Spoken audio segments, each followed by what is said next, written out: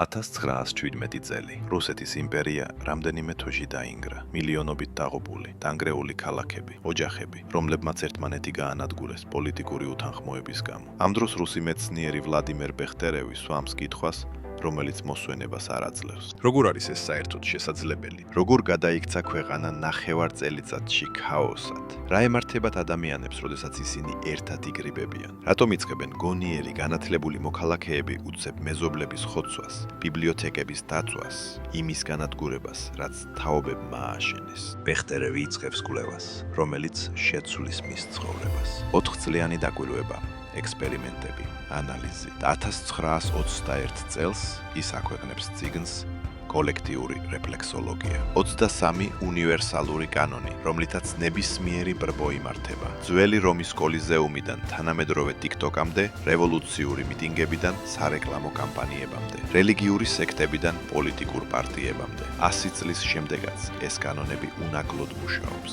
Facebook-მა, Google-მა და პოლიტიკურმა ტექნოლოგებმა ასევე კარგად იციან ეს წესები. შენ კი არ შეგეპარო სეჯვი, რომ ყოველდღე მათი მსხვერპლი ხდები. დღეს გაიგებ, როგორ არის მოწყობილი მასობრივი გავლენის უხილავი მანქანა და რაც მთავარია, როგორ დავიცოთ თავი მისგან. რატომ იწყებენ გონიერი განათლებული ადამიანები ბრბოში მოხვედრისას მოქცევას, როგორც შეშლილები? რატომ ყვირიან პროფესორები და ინჟინრები ლოზუნგებს, რომლებსაც მარტოობაში სისულელეს უწოდებდნენ? რატომ ისვრიან ინტელიგენტი ქალბატონები ქვებს მაღაზიების ვიტრინებში? ბეხტერევმა დაიწყო დაკვირვება მიტინგებსა და შეკრებებზე, რიგებსა და დემონსტრაციებზე, ადამიანების ქცევაზე თეატრებსა და სტადიონებზე და თანდათან დაინახა კანონზომიერებები, რომლებიც მანამდე არავის შეუმჩნევია. აღმოჩნდა, რომ ბრბო თავისი კანონებით ცხოვრობს.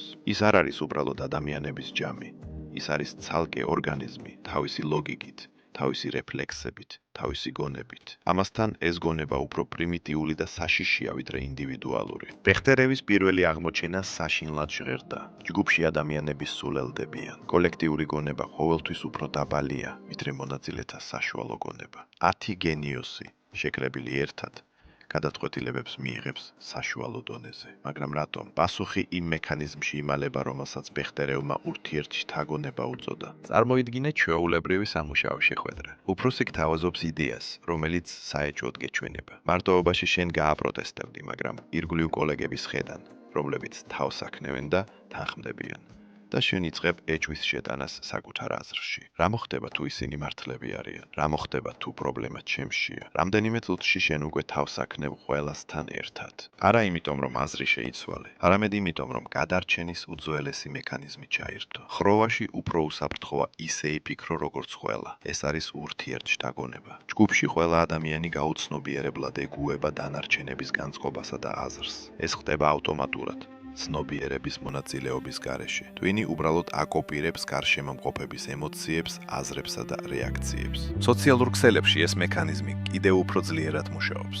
ხედავ, რომ შენმა პოსტმა ბევრი მოწონება დააგროვა, განიცდი ეიფორიას. თუ ხედავ, რომ პოსტი გააკრიტიკეს კომენტარებში, გრძნობს სირცხილს.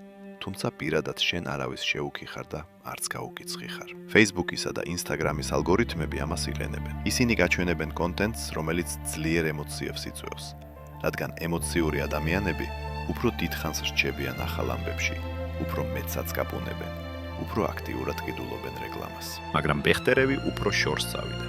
მან აღმოაჩინა, რომ ურთიერთშთაგონება გარკვეული კანონების მიხედვით მუშაობს. და ეს კანონები შეიძლება გამოყენებულ იქნას ჯგუფების სამართავად. პირველი კანონი არის ემოციური ინფექციის კანონი. ემოციები ჯგუფში მხისიერად და უკონტროლოდ ვრცელდება. ერთი ადამიანი იწყებს პანიკას და ერთ წუთში პანიკა ყველას მოიცავს. გაიხსენე მაღაზიებში რიგები პანდემიის დასაწყისში. ერთმა ადამიანმა აავსო ურიკა ციციბურით და ტუალეტის ქაღალდით. დანარჩენებმა იფიქრეს, თუ ის მარაგდება, ეს ნიშნავს, რომ რაღაც იცის და მათაც დაიწყეს მარაგების გაკეთება. მეორე დღეს თაროები ცარიელი იყო, თუმცა პანიკის ობიექტური მიზეზი არ არსებობდა. ეს არის კლასიკური ემოციური ინფექცია. ერთი ადამიანის შიშმა ათასობით ადამიანი დააინფიცირა. მედიამ აიტაცა პანიკა. პოლიტიკოსებმა დაიწყეს დამშვიდება, რამაც მხოლოდ გააძლიერა შფოთვა. მექანიზმი ამოქმედდა. მეორე კანონი არის კრიტიკული აზროვნების დაქვეითების კანონი. ჯგუფში ადამიანები წყვეტენ ინფორმაციის ანალიზს. მათ სჯერათ ის, რისიც არასოდეს დაიჯერებდნენ მარტო. შეხედე ნებისმიერ სექტას. ჭკვიანი, განათლებული ადამიანები თაღლითებს ბოლო ფულს აძლევენ, ოჯახებს ტოვებენ, სახელებს იცვლიან. როგორ არის ეს შესაძლებელი? ძალიან მარტივია. ჯგუფში კრიტიკული აზროვნება პირველი ითიშება. თანამედროვე თაღლითებმა ეს იციან. ისინი ატარებენ სემინარებსა და ტრენინგებს, სადაც ქმნიან საერთო ენთუზიაზმის ატმოსფეროს. ირგვლივ ყველა ხარობს, ტაშს უკრავს, იზიარებს წარმატებებს და მსხვერპლი ფიქრობს. თუ ყველა ეს ადამიანი კმაყოფილია, ეს ნიშნავს, რომ აქ ნამდვილად მუშაობს.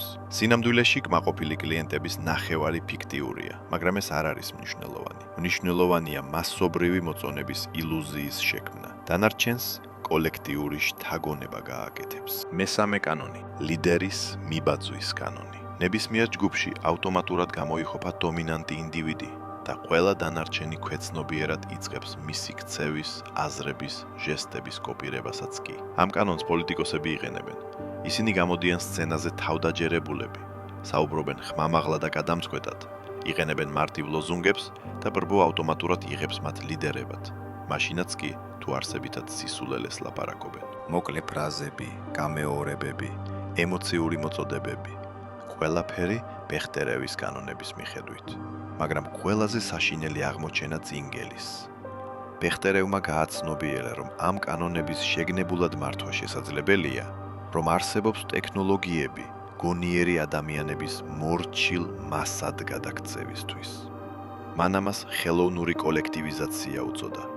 როდესაც სპეციალურად იქმნება პირობები მასობრივი შთაგონების მექანიზმების გასააქტიურებლად. პირველი გზა არის ცრუ ერთიანობის შექმნა. ადამიანებს აგროვებენ ერთ ადგილას, აძლევენ ერთსა და იმავე სიმბოლიკას, აიძულებენ იმღერონ ერთი და იგივე სიმღერები, ან სკანდირებენ ერთი და იგივე ლოზუნგებს.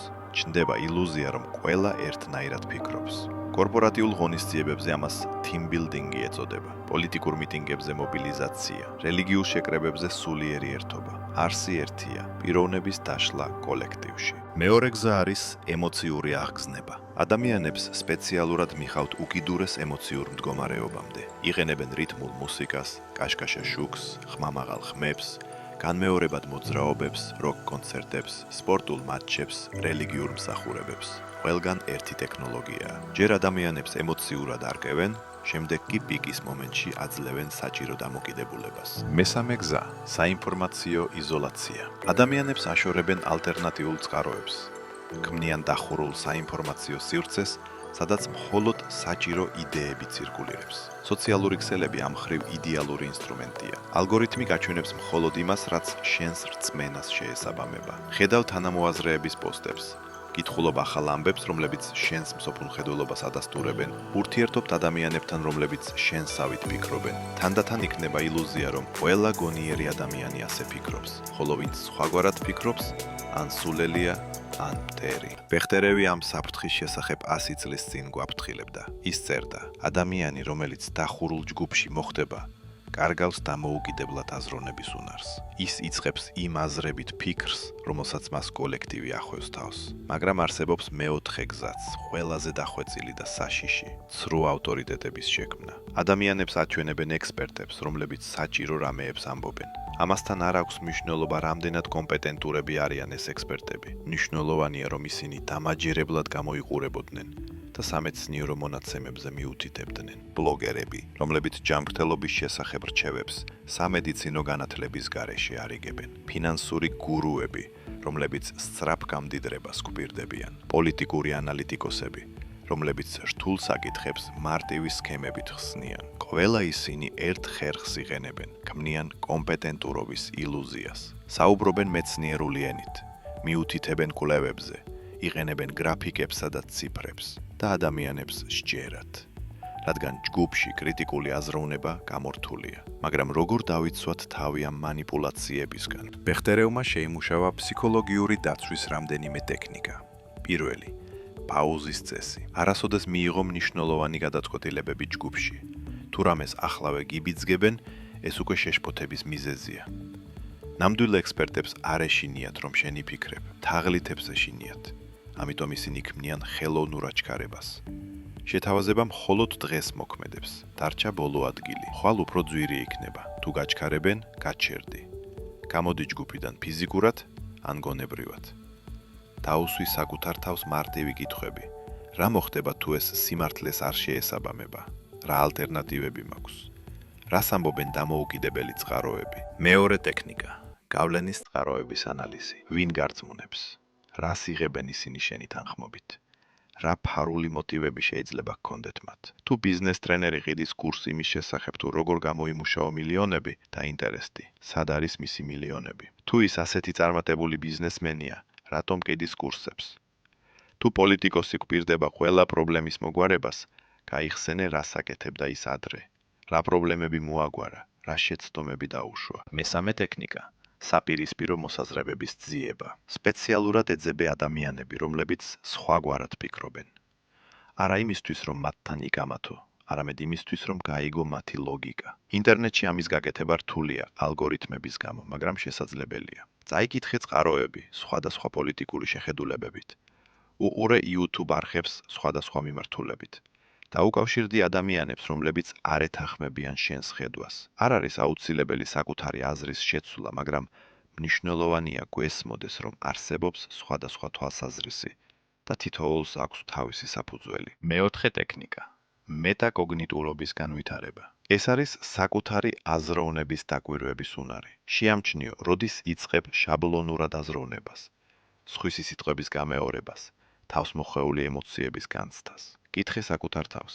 საიდან მაქვს ეს აზრი? რატომ ვფიქრობ ასე? ჩემი აზრია თუ სადმე გავიგონე? განსაკუთრებით სასარგებლოა სოციალურ ქსელებში საკუთარი ემოციური რეაქციების გაანალიზება. რატომ გაგაბრაზა ამ პოსტმა? რატომ გამოიწვია იმ პოსტმა აღფრთოვანება? კონკრეტულად რა მიმოქმედა შენზე? ხშირად აღმოჩნდება, რომ შენი რეაქციები დაპროგრამებულია. ვიღაცამ სპეციალურად შეარჩია სიტყვები, სურათები, ფაქტები, რათა გამოიწვია საჭირო ემოცია. და შენ რეაგირებდი როგორც იყო დაგეგმილი. მეხუთე ტექნიკა. შეგნებული მარტოობა.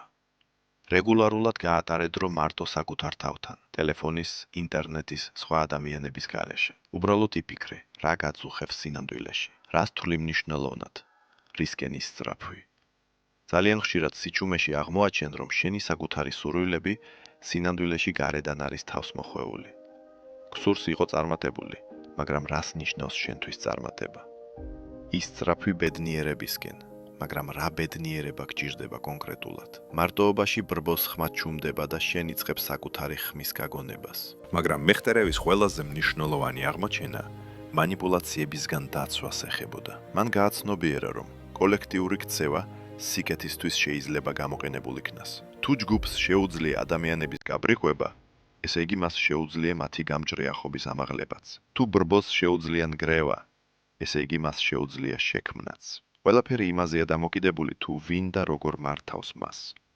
ბეხტერევი სწავლობდა კოლექტიური შემოქმედების ფენომენს, როდესაც თანამოაზრეების ჯგუფი ქმნის ისეთ რამეს, რისის შექმნაც ვერცერთ მათგანს ცალ-ცალკე არ შეეძლო. სამეცნიერო ლაბორატორიები, ჯაზ ანსამბლები, IT გუნდები ამ პრინციპით მუშაობენ. ყველგან ერთი მექანიზმი მოქმედებს. გონების სინქრონიზაცია საერთო მიზნის მისაღწევად, მაგრამ არსებობს პირობები. პირველი. მონაწილეობის ნებაყოფლობითობა. არავის დაძალება არ შეიძლება. მეორე. კრიტიკის ღიაობა. ნებისმიერ მონაწილეს უნდა გქონდეს უფლება თქვას უარი. მესამე. საერთო მიზანი. ყველას უნდა ესმოდეს, რისთვის მუშაობენ. თუ ეს პირობები დაცულია, კოლექტიური გონება ინდივიდუალურზე მაღლა დგას. ჯგუფი იწყებს იმის დანახვას, რასაც ცალკეული ადამიანი ვერ ხედავს. პრობლემების გადაჭრას, რომლებიც მარტოს არ ძალუძს. კაცობრიობის ისტორია, ეს კოლექტიური გონების ისტორიაა. ყველა დიდი მიღწევა ჯგუფებმა შექმნეს. ქალაქები, სახელმწიფოები, რელიგიები, მეცნიერებები, ხელოვნება, ტექნოლოგიები, მაგრამ იმავე ძალას, რომელიც ცივილიზაციებს ქმნის, შეუძლია მათი განადგურებაც. ბრბო, რომელიც დღეს ტაძარს აშენებს, ხვალ შეიძლება დაცვას იგი. იგივე კანონები, იგივე მექანიზმები. განსხვავება მხოლოდ ერთშია.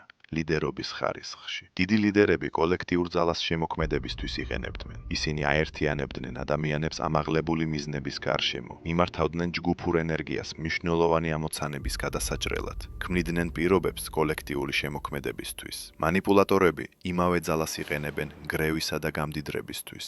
ისინი თამაშობენ დაბალ ინსტინქტებზე, აღვივებენ კონფლიქტებს, აქცევენ ადამიანებს საკუთარი ამბიციების იარაღად. როგორ გავარჩიოთ ერთნი მეორეებისგან? ჭეშმარიტი ლიდერი ადამიანებს უკეთესს ხდის. მასთან ურთიერთობის შემდეგ ადამიანები თავს უფრო ჭკვიანად, ძლიერად, კეთილშობილურად გრძნობენ. ისინი საკუთარ თავში ახალ შესაძლებლობებს აღმოაჩენენ, უფრო მაღალ მიზნებს ისახავენ, უფრო კრიტიკულები ხდებიან საკუთარი თავის მიმართ და უფრო ტოლერანტულები სხვების მიმართ. მანიპულატორი ადამიანებს უარესს ხდის. მასთან ურთიერთობის შემდეგ ადამიანები გრძნობენ ბრაზს, შიშს, უპირატესობას სხვებზე ან საკუთარი თავის სინანულს.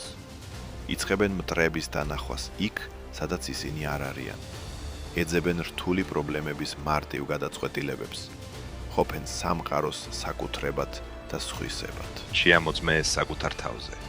რაიმე კონტენტის ნახვის შემდეგ, ვინმესთან საუბრის შემდეგ, რაიმე ღონისძიებაში მონაწილეობის შემდეგ, როგორ გრძნობ თავს? თუ უფრო გახსნილი, ცნობის მოყვარე, შემოქმედებითი გახდი, შენ მოხვდი კონსტრუქციული ლიდერის გავლენის ქვეშ. თუ უფრო აგრესიული, საეჭვო, კატეგორიული გახდი, მანიპულატორის მსხვერპლი ხარ. დღეს ბეხტერევის კოლექტიური რეფლექსოლოგია, როგორც არასდროს აქტუალურია, რადგან ტექნოლოგიებმა მრავალჯერ გააძლიერეს მასობრივი გავლენის შესაძლებლობები. ხელოვნური ინტელექტი აანალიზებს შენს ქცევას და არჩევს კონტენტს, რომელიც გარანტირებულად მოგხიბლავს. ალგორითმები ქმნიან პერსონალიზებულ რეალობას თითოეული მომხმარებლისთვის. ბოტები ახდენენ მასობრივი მოწონების ან დაგმობის იმიტაციას, მაგრამ ძირითადი კანონები იგივე რჩება, რაც რუსმა მეცნიერმა 100 წლის წინ აღმოაჩინა. ადამიანები როგორც ადრე, ემოციურ ინფექციას ექვემდებარებიან, თიშავენ კრიტიკულ აზროვნებას ჯგუფში, ბაძავენ ავტორიტეტებს. განსხვავება მხოლოდ მასშტაბშია. თუ ადრე მანიპულატორს ათასობით ადამიანის დამუშავება შეეძლო, ახლა მილიონობითაა შესაძლებელი. თუ გავლენა თვეების განმავლობაში ვრცელდებოდა, ახლა წამებში ვრცელდება. ამიტომ ფსიქოლოგიური დაცვის უნარები გადარჩენის საკითხი გახდა. სამყაროში, სადაც ყოველ დღე ათასობით გავლენის მცდელობის ობიექტი ხარ, უნდა შეგეძლოს საკუთარი გონების შენარჩუნება. დაიმახსოვრე ბეხტერევის მთავარი წესი. რაც უფრო ძლიერად მოგიწოდებენ რაიმესკენ, მით მეტი მიზეზი გაქვს გაჩერდე და დაფიქრდე. რაც უფრო ხმამაღლა ყვირიან ერთადერთ სწორ აზრზე, მით უფრო მნიშვნელოვანია ალტერნატივების ძიება. რაც უფრო აქტიურად კრძალავენ ეჭვის შეტანას, მით მეტი მიზეზი არსებობს ეჭვისთვის. შენი გონება ეს შენი ციხესიმაგრეა და მხოლოდ შენ წვეთ, ვინ შეუშვა მასში. ბეხტერევის არქივებში შემორჩენილია ჩანაწერი, რომელიც მან სიცოცხლის ბოლო წელს გააკეთა. მე ნახევარი საუკუნის განმავლობაში ვსწავლობდი კოლექტიურ ქცევას და მივედი დასკვნამდე, ყველაზე დიდი საფრთხე კაცობრიობისთვის. არც სტიქიური უბედურებები, არც ომები და არც დაავადებებია. ყველაზე დიდი საფრთხე ადამიანების მიერ დამოუკიდებლად აზროვნების უნარის დაკარგვაა. იმიტომ რომ ამ უნარის გარეშე ჩვენ ვწყვეტთ ადამიანებად ყოფნას. ვხდებით იარაღები იმათ ხელში, ვინც შეინარჩუნა ეს უნარი. მადლობა რომ მეგობრობ ფიორისთან. თუ თვლი რომ ვიდეო საინტერესო გამოვიდა, მოიწონე, გაუზიალე მათ ვისაც ამის ცოდნა სჭირდება, გამოიწელე არხი და გაააქტიურე ზარის ღილაკი, რომ არ გამოგჩეს ახალი ვიდეოები.